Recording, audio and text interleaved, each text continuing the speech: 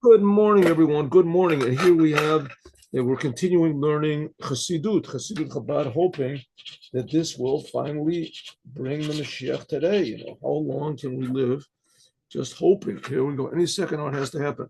Here is our charity box. Here's our money. Good to start the day off with giving charity. So let's give charity. Charity saves from death. Charity saves from all bad things. Charity will gather the Jewish people together.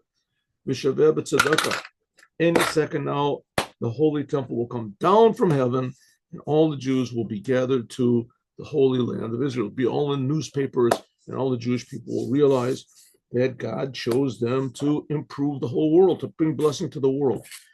Now, we learned yesterday, we learned the last few days, that because the temple is not here anymore, so and we're waiting for the third temple. But in meanwhile, we've been waiting for almost 2,000 years. So in this time, we have to simulate what the temple did, because that's the whole purpose of the world. What's the purpose of the world? That we should improve the whole entire world. How do we improve the world?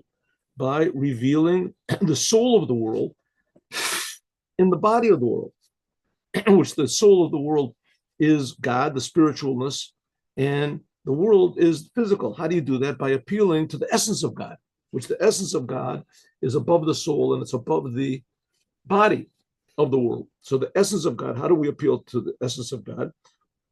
So the Rebbe said, well, first of all, there is by learning Torah constantly. And then there is by even the working men, the people that can't learn Torah all day, normal people, that's 99% of the Jewish people. So they have to work. They go to jail. They don't spend the whole day learning Torah. So, but how do they bring godliness to the world? I thought the only thing was by the Torah. So they have prayer, and also they have occasionally learning Torah. Whenever they do, it's tremendously valuable. And they also have the commandments. And there's some ways what the working men do is more valuable than the people who sit and learn Torah, because they have to do what's called eskafia. They have to force themselves to learn Torah. So that's why, let's say, take an example in Israel. There's this big, how do you say, division between the people who learn Torah all the time and those who are in the army, the ones who are fighting in the army. So the people that say that the Jews are sitting in the army, they're sitting and learning Torah all the day, but they're not really accomplishing anything. So here they have sort of a point. What's the point? The point is that a person who is working in this physical world and he is defying danger and doubt and fear and all the natural things, he's defying that he's in the world. So in some ways he's doing something more valuable than the person who's learning Torah. But we cannot in any way devaluate, we can't underestimate we can't overestimate the importance of learning Torah. There's no way of valuing it properly. The learning Torah, a world without learning Torah is like the Holy Temple without the Holy of Holies. You got all the work doing outside, but there's no Holy of Holies. There's no there's no Torah there, because the essence of the Torah. So you have to have both of them. You have to have both. Okay. And that's what we learned. Remember, that's what we learned. And it's all a commentary on this sentence here of the Song of Songs here. See, it says, who will be that you will be a brother to me? That's what it was in the time of the temple. We were like brothers to God. We're on the same level. Now we can learn Torah all day without stopping, nurturing from the breasts of my mother. We explained that's the Torah, especially the Talmud. I will be found outside. That's the working men. I will kiss you. I will kiss you. So that God has a special relationship with those people who are in the world and they defy their own nature and force themselves to serve God, to pray, to learn Torah, etc. Says that's what is I will bring you to the house of my mother. That's when the working man, the normal person in the street, forces himself to sit and learn Torah 15 minutes a day, an hour a day, an hour a week, whatever. He forces himself to do it. That's taking God into the house of my mother. And it says, I will kiss you with wine and etc. The wine, that's the secrets of the Torah. That's the inside of the Torah. Learning that's the inside. Somehow or other, that is the most valuable thing of all. And the elixir of pomegranates, which that means every Jew is filled with commandments, like a pomegranate is filled with seeds. Huh? That's what we said. Now we're going to elucidate on this. Ready? We're going to elucidate. Is everybody here? Shalom. Sorry, I didn't see that you were trying to get in. Good. Yes. Okay. So here, right, so now again, what we're learning from is Torah, or it's a these are speeches that were given by the first Rebbe of Chabad, but they were also written down in essay form, and here they are. Here we go. Just 1 minute. I just want to turn off the air conditioner heater over here, which is too good. Too good. There we go. Hine, Kasiv, it is written, Va'amech kulam tzadikim. The Jewish people are all tzadikim. A tzadik is a person that he is totally devoted to the Creator and what the Creator wants. He feels, a tzaddik is a person that feels that he is being created by God, and that the whole world is being created by God, and that he is here only to do what God wants, to fulfill his responsibility to the Creator in thought and speech and action. That's a tzaddik. Tzaddik, he feels God. Feels God. Okay. It says all the Jewish people are tzaddikim. So we'll see that it means either actually or potentially, as it is now, according to the definition of a tzaddik, the way that Tanya gives, like I just said now, a person who feels God all the time, he loves God, he hates anything that takes him, separates himself from God. That's very, very few. It says, but nevertheless, every Jew, that's how the Tanya begins. Every Jew is given an oath that he must be a tzaddik, every Jew. So we see that every Jew is potentially this level of really, truly feeling the Creator all the time. Okay, so he says, there's two levels of tzaddik. We'll see. Joseph, the son of the second to the last son of Jacob, Joseph is called tzaddik. But he is called what's called the upper tzaddik. And Benjamin, that's the last son. That's the brother of Joseph. That's the last son of Jacob, right? Rachel, the son of wife of Jacob. Rachel had two sons. One of them was Joseph, and the other one was called Benjamin. That was the last son they gave birth to. So Joseph is called the upper tzaddik, the higher level of being a tzaddik, and Benjamin is called the lower level of being a tzaddik. What does this mean? What's going on over here? So again, a tzaddik is a person that he feels the Creator. He feels he's being created. He loves God, like a normal person loves their life. He loves God. He hates anything that will separate himself from God, anything that God prohibits or that will take him away from God, negative thoughts, negative this. It's disgusted by him. It's disgusting to him. That's a tzaddik. So it says there's two levels. There's an upper tzaddik and a lower tzaddik. Okay. Yesh neshamas, there are some souls that they are in the level of Yosef. They are the upper level of tzaddik. And there are some souls that they are on the level of Benjamin. Now this is talking about potentially now. It is, but it's supposed to be actual. It's not supposed to remain just in potential. That's what Moshiach is going to do. Moshiach is going to cause that all of the Jewish people will feel God. In fact, the whole world will feel God at the different levels, but it says the world will be filled with the awareness of God like the ocean is filled with water. There's nothing else except, okay, and therefore, Ne'amar, it says, Amech kulam tzadikim. Therefore, it says that your people are all tzadikim. All the Jewish people are called tzadikim. That's a sentence we read. I think it's in the prophecy. 1 second. Let me see where this is from. Give me a moment. Amech kulam tzadikim, Ye'olam Yershu Oretz. We say it every day in the end of our prayers. 1 second. Oh, here we go. Amech kulam tzadikim. This is page. 1 second. Excuse me. Okay, here we go. Oh, maybe I won't find this. Yeah.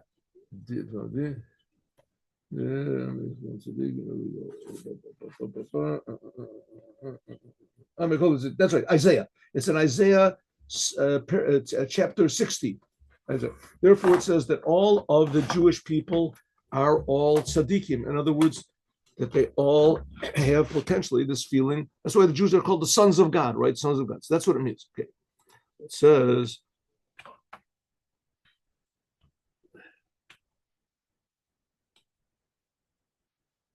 so some tzaddikim, there's some of them are in a higher level, that's called Yosef, and some are like Benjamin. We'll see what the difference is.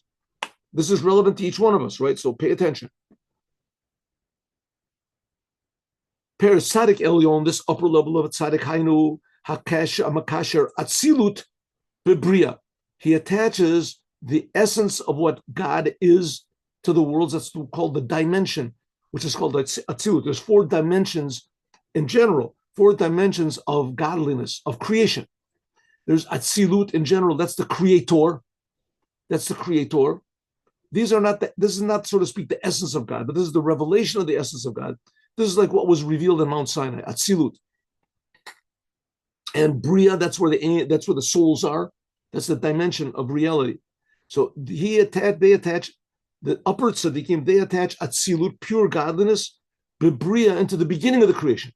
He called b'shamayim of Oretz, that it says that everything in the heavens and the earth, Achid b'shamayim of Oretz. He unites the heavens and the earth. Heavens, that's in this case is talking about the highest level, that's Atzilut, and the earth, that's the Bria, when God starts to create creation. Bereshit Bora. Ki Bereshit Bora. That's the Bora part. And the Bereshit part, that's the Atzilut, and then the Bora, that's the beginning of creation. That's Yaakov, the father of both Yosef and Benjamin. Yaakov is called Bria Hatichon. This is going to be a little bit Kabbalistic over here. So, but you can take it. Ready? Listen. It says Yaakov is called Bria Hatichon. This week's Torah portion, we read about this. What's the Bria Hatichon? It's the central bolt that holds the boards together, the walls together of the tabernacle. The tabernacle, the walls were made of these boards which were stood on their end, one right next to the other. And what kept them from falling down? There were these sockets that hold onto them, but on the outside of these, each wall, each side, right? There were 3 walls. There was one side was an opening that had a little bit of a wall in it, but and the walls stood up. What kept the walls all together, not from just coming apart? So there were there were these 5 bolts. 2 of them went on the top. They met each other. 2 of them went on the outside. But then there was a hole in the center of each one of these boards that when they put the boards up, there were these huge boards of what's it called, cedar wood. So when they put them up, so these holes exactly corresponded one to the other, and they pushed one bolt through the holes so that it went from the beginning to the end. Some people say that it turned the corners and went all the way around. That's called the Bria Hatichon, the central bolt. And this central bolt goes from the one end to the other. So Yaakov is called the central bolt. What does it mean, the central bolt? There's Abraham. He's what's called kindness. Yitzchak, that's called severity. And Jacob, he's in the middle. So Yaakov, his name became Yisrael. So we're Bnei Yisrael. We're the sons of Israel. We're the sons of Jacob, right? The sons of Jacob. And Jacob, he was the one who really began to bring godliness into the world. They say Abraham, he represented acts of kindness. And Yitzchak, he represented prayer. That goes from below to above. And Jacob, he joined them together. He was the center that went from one end to the other. He was the one who brought the Torah. Hainu liot hamshacha, in order to draw down from the essence of God to its source in Bria, Yetzirah, and Asiya, which means Bechinas Dibur Elyon, God's upper speech. The world is created from speech, right? Shahamshacha zu, the drawing down God's speech that becomes revealed in the world. This is by means of Jacob. Jacob, Yaakov, the aspect of Yaakov inside of every Jew, this includes all of the upper emotions of God. And just like Al Derech Mashash Ali they meet it, when a person gets emotional, Nimshach Hashpa, then he starts to go out of himself. Like for instance, when he has love, Medaber, he speaks words of love. That's the thing of Jacob. Jacob is mostly drawing the emotions of Abraham and Yitzchak to draw them out. That's what it says. Elu toldos Yaakov is Yosef. Yosef was the first son of Jacob. Yaakov, he married two women, and from them came all the 12 tribes. Right? Each one of these women, Leah and Rachel, they took maidservants. But Yaakov, he really didn't want to marry Leah. He wanted to marry Rachel and give birth to Yosef. That was his whole purpose. But he was tricked. Laban tricked him. It's a good thing he tricked him, because in the end, it came out to be all the 12 tribes of Israel. But really what Yaakov wanted was Yosef. So the true expression of Yaakov was Yosef. Now, Abraham, Isaac, and Jacob, they were all human beings and they lived in the world, but they did such amazing, monumental things as far as how they treated the world and how they acted to the world and how they reacted to the world, that this was the birth of the Jewish people. The whole essence of the Jewish people is to be in the world and to improve the world. To improve the world, but to improve the world according to God's standards, which is almost impossible to do. And if it wasn't for Abraham, Isaac, and Jacob, it would be impossible to do, because they opened the door to working in the world, fixing the world up exactly how God wants. Abraham, mostly by means of acts of kindness, Yitzchak by prayer, but Yaakov, his main thing is Torah, to bring the Torah comes from the essence of God down to the lowest things in the world, right? It deals with all these weird the damage cases and monetary cases. Okay, so that's Yaakov. Now, Yaakov's expression in the world was Yosef. Yosef's thing was to bring godliness into the world. What was Yosef? Think about it for a second. Yosef was sold into slavery. He was into slavery, and he became the king of Egypt. And Egypt ruled over the whole world, and the world, Egypt especially, was tremendously decadent. It was a decadent, twisted place, Egypt. There's even a law in the Torah that you're not allowed to do what they did in Egypt. We read it in Mincha of Yom Kippur. Don't. And it explains, what does it mean? That's where the prohibition of lesbianism comes from, and a woman would get married to two men, and one, etc. All sorts of weird perversions and crazy things where men would get married to each other. All of those, that comes from Egypt. That comes from Egypt. So it says Yosef was the ruler of Egypt, and he even brought the people over there, all the men, to circumcise themselves. Circumcise themselves. In other words, he got them all to, to control their lusts. That's incredible. How can a person do that? No, it's one person control it. Says that was Yosef, because he had the fortitude and the inspiration and the connection to Yaakov, as he was able to bring what God wants into the world. That makes a proper world. Al Yadei Midas, by means of these emotions of God, is drawn down. I'm sorry, I was it. But Elo told us Yaakov, we said this. Yes. That's what it means, Tzadik Elyon. That's what it means, the upper level of Tzadik, that he brings godliness into the world. What about, that's Yosef. What about Benjamin? In order should be a makabel, in order that the world should receive this, there has to be also hit kashrut, there has to be an attachment of God. The world has to be ready for this, what Yaakov is bringing. The world has to be ready for what Yosef is bringing. Shehu avodas Hashem, this is the service of God in Mesirut Nefesh, and this is where me and you come in. Mesirut Nefesh, there has to be self-sacrifice. Self-sacrifice means sacrificing your will, doing what God wants, forcing yourself to do what God wants, forcing yourself to avoid what God prohibits. Forcing yourself, for instance, to love God. How do you force yourself to love God? By thinking about God, thinking about it more and more, not letting the world take over your emotions, and yes, starting to think about, God is really creating everything. God is really creating me. That's called Mesirut Nefesh. This is the level of Benjamin. This is the level of Tzadik Tachton. This is the lower level of a Tzadik. He attaches himself to God from below to above. Shemakasher Bria, he goes from below to above. He doesn't bring Atzilut, the upper worlds, into the lower worlds like Yosef did. He takes the lower worlds and brings them up. Milamata Lamaila, from below to above. Okay, and therefore it says, belated Benjamin, when Benjamin was born, right? What happened? Remember what happened? That Benjamin was the son of Rachel. And when he was born, she died. It says, Vatikash belidata. It says that she had a very difficult birth.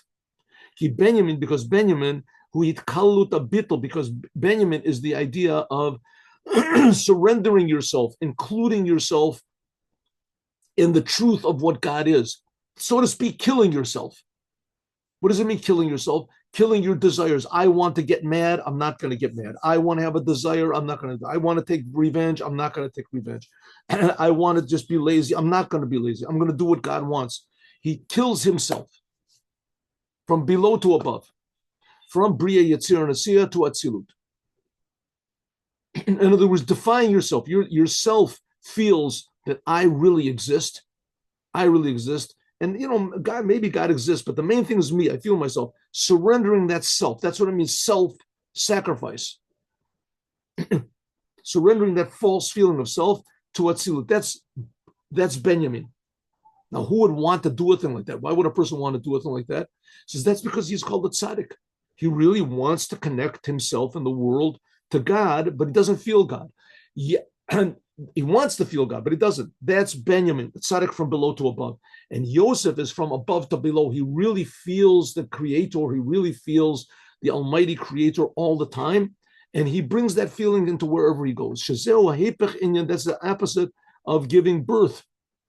The Giloi, from above to below. That's what it means that Rachel had a hard time giving birth to him because the whole thing of Yosef was going from above to below. That's birth.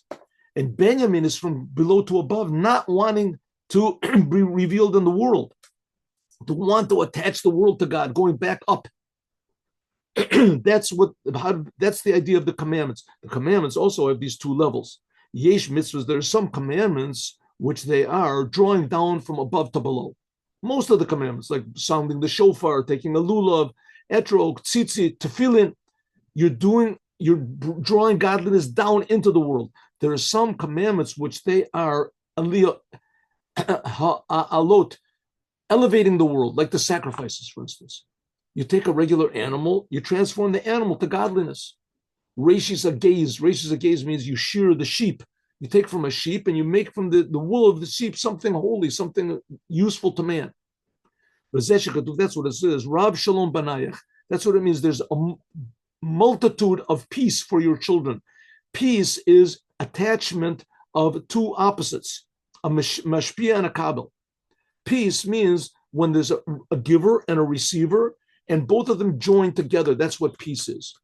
I have something to give you, you have something to give me. It's a contribution. We become partners. That's called peace. And that's what it means, that there is great peace for your children. Great peace for your children. Also, it's a sentence, and also in Isaiah, I think. It's also a sentence in Isaiah. Let me look this up. I'm sorry. There we go. Rav Shalom Banayech. 1 second.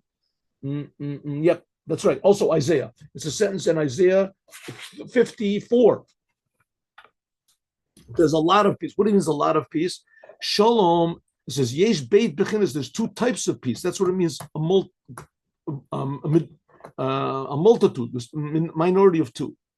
These two types of peace. There's peace that comes from above to below, that's Yosef. And then there's peace that comes from below to above, that's by means of Benjamin. So just a simple example, there's peace which comes from the Lubavitcher Rebbe, for instance, the Tzadikim. Let's just take a blatant example. The Lubavitcher Rebbe is a famous tzaddik, right? Famous. Everybody knows the Lubavitcher Rebbe is a famous person, and that's from above to below. That's coming from above to below, getting a feeling from above to below. There was just recently in America, this lady, whatever, this well-known lady in America, she said something against the Lubavitcher Rebbe. She hates Jews in general. It doesn't make any difference. It's an anti-Semitic lady. She's very well known. And she said something against the Jews, and then she said something against the Lubavitcher Rebbe. And the mayor of New York, who's also a Negro, a black, what's his name? Anyway, Adams, he said, how can she speak against this man? What's he got to do with it? He said, whenever I have difficulties, I go to his grave and I pray for solace or for whatever advice. In other words, he gets something from above to below. That's Yosef Atzadik. He goes and he receives some sort of a blessing. That's the level of a tzaddik from above to below. But then there's a from below to above. That's by means of Benjamin. That's Benjamin. That's like the Hasidim. The Hasidim, they go from below to above. Especially you see the Hasidim, take an example of the Rebbe, right? They don't act like they're super holy people, right? They don't act like they're, and there's some of them that really they are. They're really very gifted people. But they don't act like that. They all act like, I'm just a chassid. I'm just using my talents in order to do what the Rebbe wants. That's from below to above. That's like Benjamin, elevating the world. I'm just a person like you, right? But I'm just realize there's something above me. But that's like Benjamin. But this level, which is Yosef, this is called Rav Shalom. This is called a big peace. That's big peace. In other words, you're really attached to somebody who really feels the truth, who really feels God. That's the whole idea of what we started, of the two keruvim, which are on the covering of the ark, right? Remember, that's how we began the thing. Who would make it like brothers? We're like brothers. That's like the. What did I do? Oh, keruv. There it goes. That's what it says, that there are these two keruvim. Remember, these two statues that are pounded out from the covering of the ark in the Holy of Holies. There were two faces, it says, of children, of angels with their wings spread. Remember we talked about? So it says there's one facing the other. One of these statues is on one side, and the other one, that's Yosef. He's drawing down godliness from above to below. That's the idea of him drawing down from above, from Ein Sof, from the infinite God to God's speech, the power of creation. That's what it says. Yosef is a na'ar. It says that Yosef, regarding to his brothers, he was like a child. Who bechinis keruv keruveya. He is one of the, and makes himself small. This is God, so to speak, from one end, making himself small coming into the world. That's one of the statues they're facing. And the other one on the other side,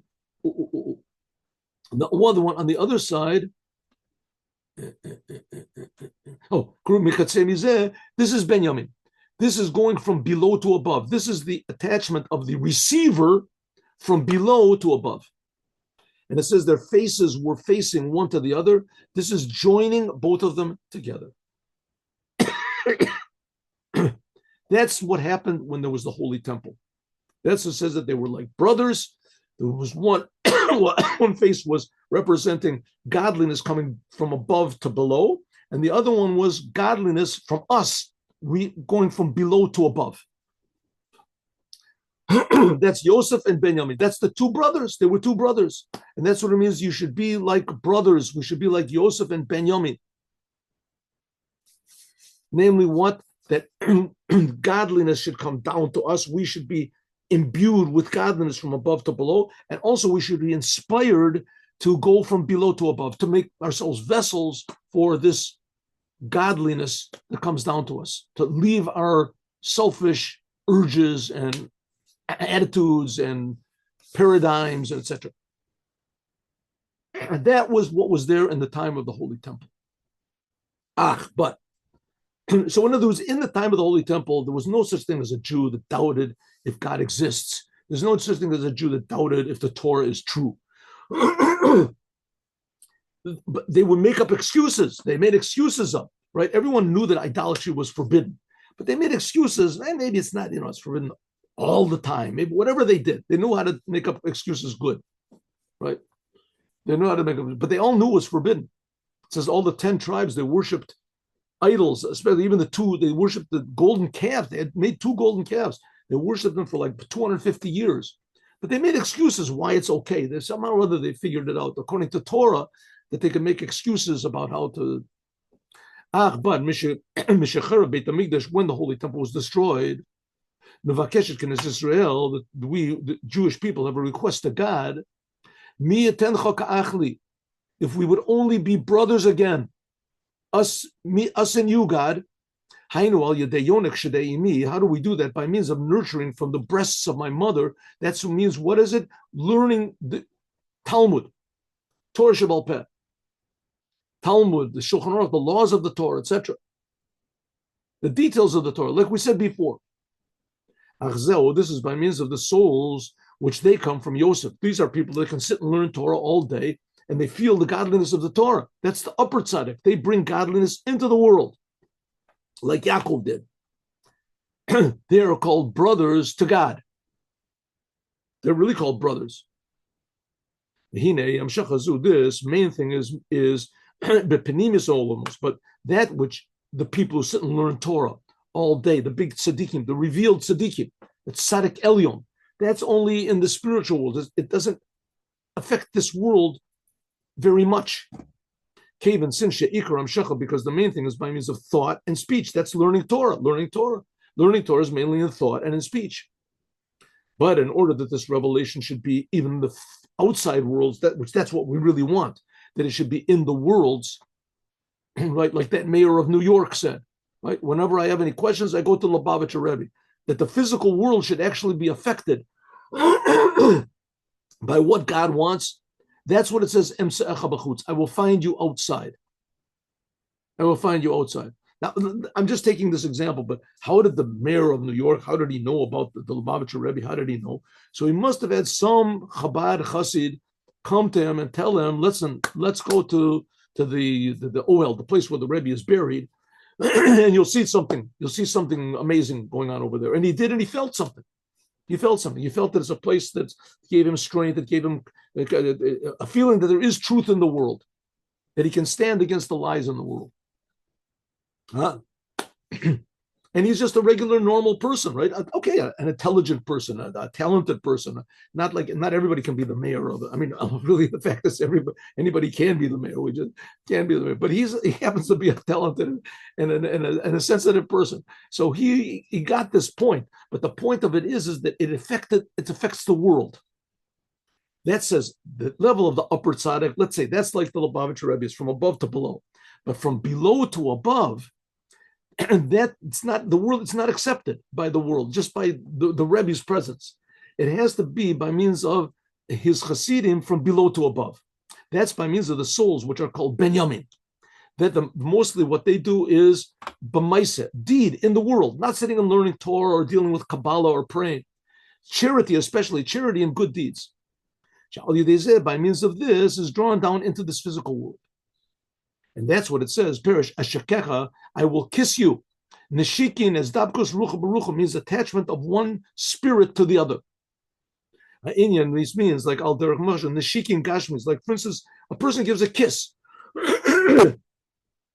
A person that he kisses, a friend, he kisses his mother, his father, his whatever. Nimshachim Machmas Penimis Ava, this comes from a deep love. It can't be put into any vessel. You can't express how much your love is. It's by a kiss. Also, the union of Hamshacha, this drawing down by means of doing the commandments. The commandments, that's also kissing God.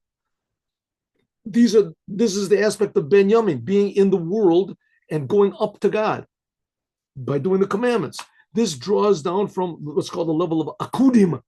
Akudim is a tremendously high level of godliness. Akudim. This is like before the tzimtzum, whatever, before the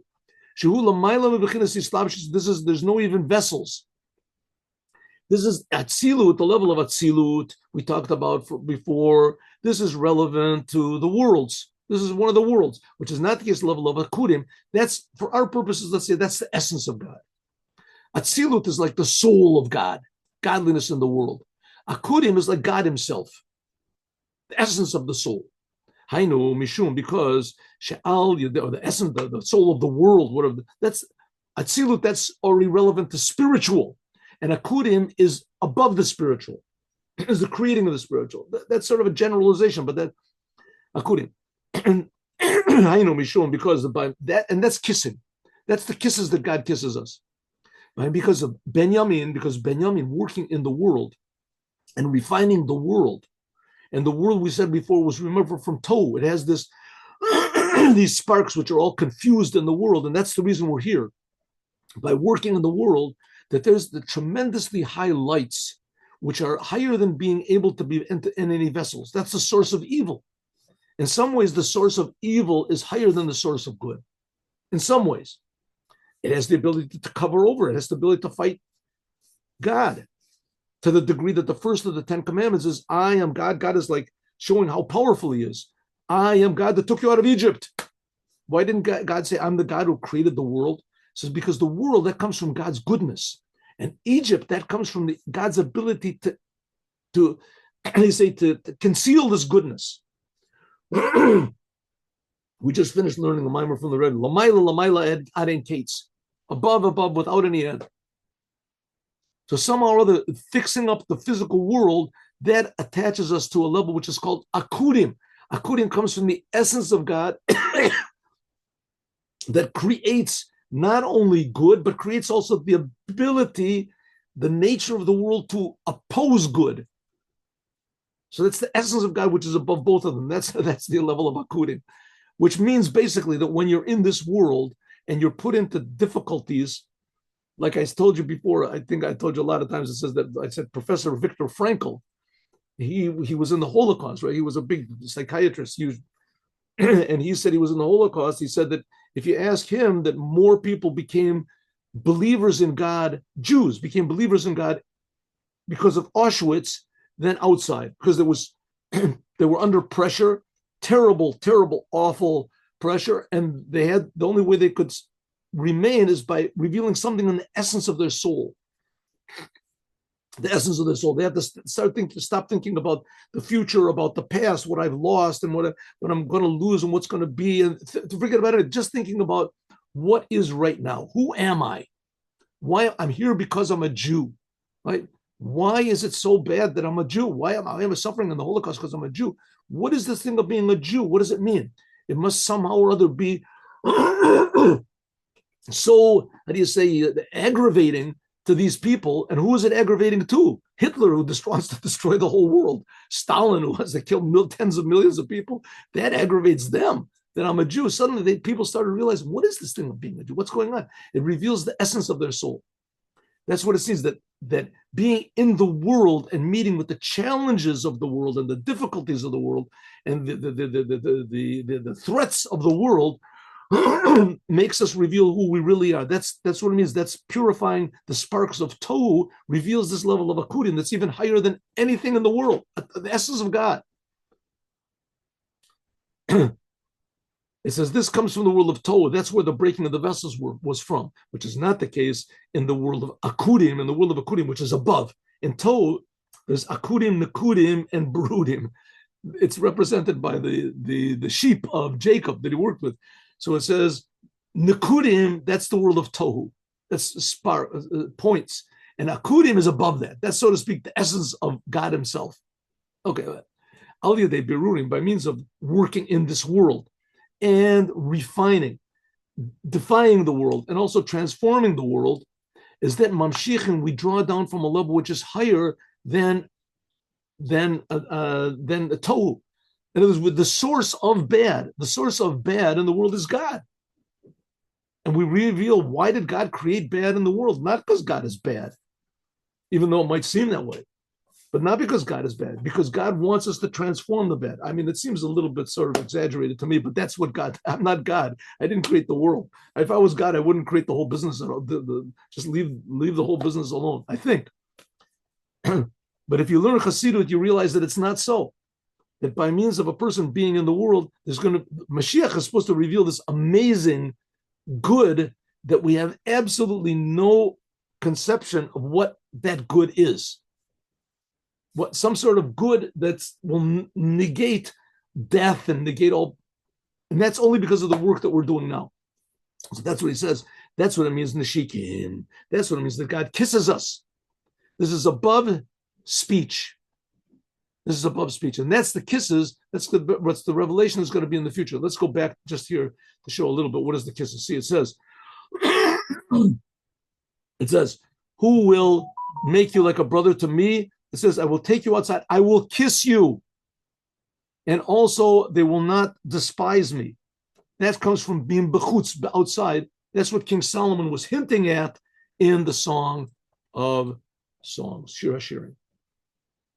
That's pretty good, I think. I think that's pretty amazing what we just learned over there.